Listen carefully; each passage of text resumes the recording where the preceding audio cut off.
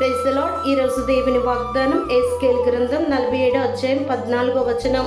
మీలో ప్రతివాడును దానిలో స్వాస్యమునందును. ప్రియదైవజనమా, మృతులలో నుండి యేసుక్రీస్తు తిరిగి లేచుట వలన జీవముతో కూడిన నిరీక్షణ మనకు కలుగునట్లు, అనగా అక్షయమైనదియో నిర్మలమైనదియో వాడబారినదియో నైన శ్వాసం మనకు కలుగునట్లు ఆయన తన విశేష కనికరము చొప్పున మనల్ని మరలా జన్మింపజేసెను.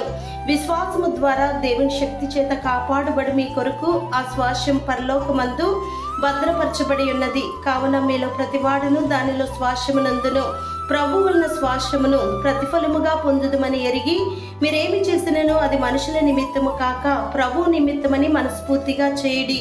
ఎందుకనగా ఆయన స్వాస్యం యొక్క మహిమైశ్వర్యం ఎట్టిదో మీరు తెలుసుకొని తేజోవాసులైన పరిశుద్ధుల స్వాస్యములో పాలువారగుటకు మిమ్మును పాత్రులుగా ఆ ప్రభువే చేసెను. దేవుడు మిమ్మును దీవించునుగాక.